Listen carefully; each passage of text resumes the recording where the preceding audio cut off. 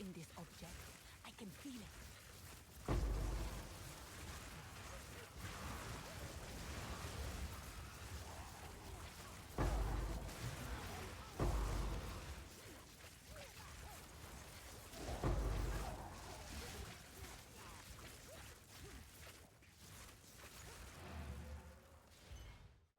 Alright guys, going to show you a quick update what I'm doing with my kind of road to level 100. So as you saw from that, just map to start with, you can see that the clear is quite good and the XP rate is quite solid on that, level 98. I think it's around 25 million or so. And I'm just going to show you how I've kind of gone about that. First I'll show you how I set up my maps with my tablets on the Atlas. And then I'm going to do a couple of build upgrades for those that have been following the build over the past few weeks. So first thing we have here is the mapping. I want to quickly show you the actual maps here, the tier 16s. Now, a lot of you are going to be like, how are they not corrupted? Now, you actually get the tier 16s from Arbiter, the node on the tree that says that he has drops tier 15 maps, this one over here. Arbiter drops 3 additional tier 15 waystones. They actually drop as tier 16s. So if you want to know how to get them, that's how you go about it, or you can buy them on the trade website. Now, once you have your tier 16, you can put the increased pack size on it with the Delirium. So these distilled gilts, you kind of right click them, put your map in, and you can load them up. And that will give the increased pack size there. And the ones that I'm looking for are the experience game ones. So this one has 29 increased experience and a bit of pack size there. So either increased monster packs, there's pack size, there's increased rare mobs, increased magic mobs. But the experience gain is the one that I'm really looking for on those tier 16s. And the next thing I want to show you is the breach tablets. So here is an example of a breach tablet that I'm using. I try to get ones that are like 9 or 10, but here I have a 7. Here's a 9, here's a 9. And they have stats like experience gain in maps, additional breach, they have monster density, and they also, yeah, this one is also monster density as well. So those are the type of breach tablets that we're looking for. And if you have a look at our Atlas, we essentially just go around completing the towers and putting those increases in there as well. So as you can see, a couple of these here, this one's increased 45% experience and 35% density.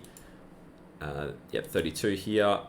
And we just kind of go around and basically get as much experience and density as we can on the breaches as much as possible. Now this setup, I don't have as much necessarily rarity on the gear. I only have it on my amulet. But when I show you kind of the gear upgrades on it in a second, you'll see the difference. I've kind of gone away from making currency with this to more an experience-based build. So you'll see a few of the upgrades I've made for that. But for now, I just want to quickly show you the kind of the mapping that I've been going about and how I've been setting up my Atlas.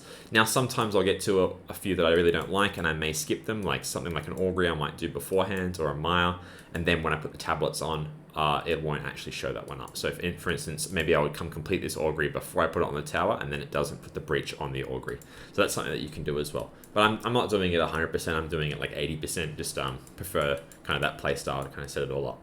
But yeah, that's the main things in terms of setting up the Atlas and your maps. Alright guys, the next thing I'm going to show you is some of the build upgrades that I've gone about over the past few days. Now, this setup in particular is more of a mapping XP type setup. So the plan with this one is to go really, really fast, not worried so much about the rarity, and also get a lot of projectile speed on the spark itself. So the mapping is really, really nice. Now, I obviously do have multiple setups, things where I'm going to go kill the Arbiter, I'll have like a bossing setup. This case, I might have kind of a mapping setup that's just a lot quicker. But some of the upgrades that I have made do work well for both kind of setups, and I will talk about them quickly while showing you the passive tree. So I have now got this to the point where I have 22 joules in the setup, and the pathing looks something like this. So it's kind of an interesting where you take the middle kind of lane, or the middle kind of line here, and then you branch off to the joules. It is more efficient than going on the outside. Every 2 joules you get 1 or 2 points back doing it this way rather than just going around the outside.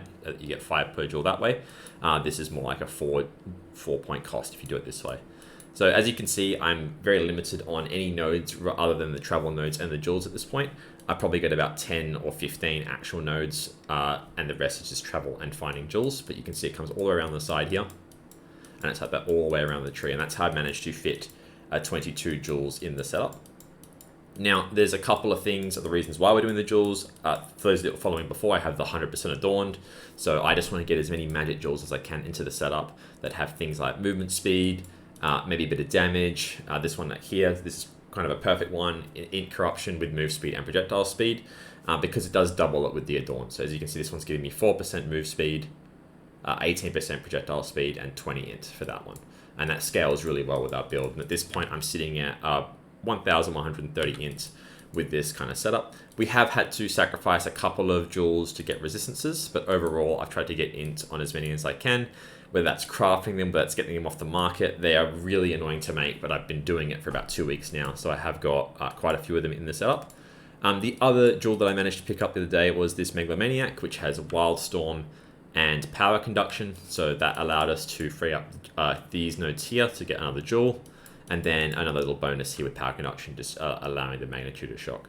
So it doesn't really free up a jewel because you kind of get a jewel for the Megalomaniac, so the only real bonus that you're getting is, I think, what was either 1 or 2 points and this node here, but I did think it was worth it for the upgrade for that one.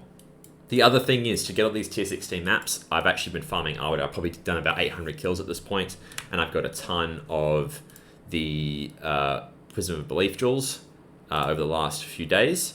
And I have managed to hit 2+3 sparks. So I've got one here, 2 level to all spark skills, so that's +3 there. And I did get another one that I sold for around 300 divines. So that was very lucky. I only got 2 sparks the whole time, and they both happened to be the +3s. And I have managed to sell a couple of other jewels in the meantime. But I think Arbiters can't, I still think it's probably a little bit profitable, but not as much as it was when I first started doing it at this point. So what that does is that obviously gets a really high spark level for our build, and increases that damage. And the other setup is the bow and quiver that I've seen a lot of people doing, and I've tried it out myself now, and I think it is better for mapping. So the bow here, I have 300% increased bonuses gained from equipped quiver with the 4% mana of on kill. And the quiver looks something like this. So it's a penetrating quiver, which has the pierce chance, the 40% projectile speed, and the +2 podge skills. And what this is giving us is 400% pierce chance, 160% projectile speed, and +8 projectile skills. And that's how we boost our spark to level 35. I know you can get jewels that have the equip bonus, this stat here, as well, and that might be another really good solution to making the build stronger, but this is kind of a middle ground with the int stacking with the proj and speed jewels, as well as still utilizing the quiver in this way. And that does result in the really, really fast spark while I'm clearing. So this projectile speed, along with the 98.7% move speed, makes an excellent clear speed for the character, which increases our XP rate, which is why we've gone about it in that way.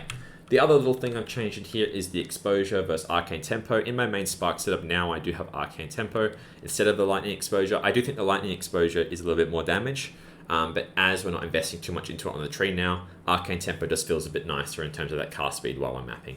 So that's why I've kind of made that swap. But either way, they're both still quite good. But yeah, that's kind of the little update, guys. I wanted to quickly show you. Obviously, we've got the patch hopefully coming out tomorrow, and I'm sure there'll be a few changes that we have to sort out. But if you want to kind of see me run with this build, and also I'm probably going to do a stream during the patch update tomorrow, so you can come check me out on that. But yeah, hope you're having a great start to the year, guys, and hopefully I'll see some of you in the stream. Thanks, guys.